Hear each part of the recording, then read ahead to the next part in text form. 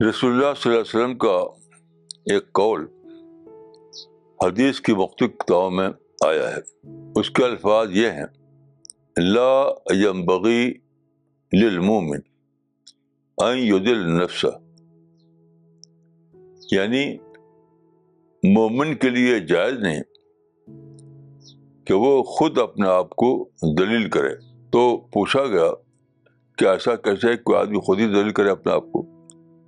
تو آپ نے جواب دیا: یہ تعرض من البلاء الی ما لا یطیق. وہ کیسی بلا کا سامنا کرے جس سے نپٹنے کی اس کے طاقت نہیں ہے. اس حدیث کو بہت دنوں جانتا ہوں، بہت سوچتا رہا. سچی بات ہے کہ آج ہی میرے ساتھ اس کا مطلب آیا. کیا مطلب ہے؟ دیکھیے، آپ کا معاملہ ہر وقت پیش آتا ہے انسان سے، پتھر سے نہیں، سمندر سے نہیں، انسان سے. تو انسان کو اللہ تعالیٰ نے پیدا کیا ہے دو فیکلٹی کے ساتھ. ایک ہے کانشنس، ایک ہے ایگو. ایگو کا مطلب ہوتا ہے آنا، کانشنس کا مطلب ہوتا ہے ضمیر. ہر انسان کے اندر دو فیکلٹی ہیں، ایگو اور کانشنس. دونوں کی صفتیں الگ الگ ہیں. اگر آپ انسان کے ایگو کو ٹچ کریں تو بھڑک اٹھے گا، اس کے اندر آروگنس آ جائے گا، وہ چاہے گا کہ آپ کو زیر کرے.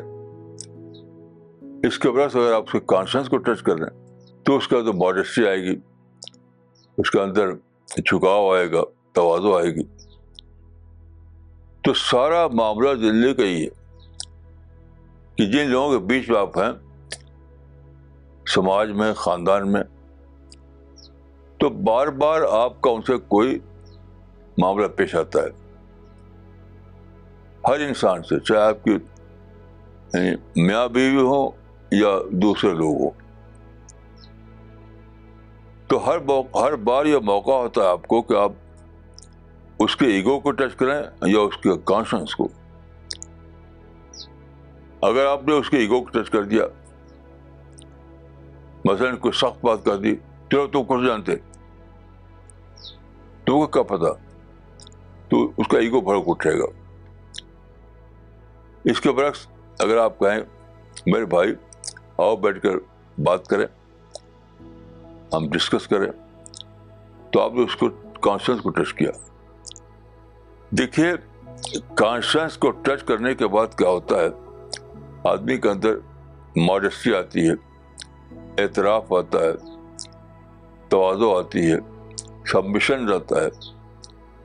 اور جب یہ سب آ جائے تو انسان سے ڈیل کرنا بہت آسان ہے.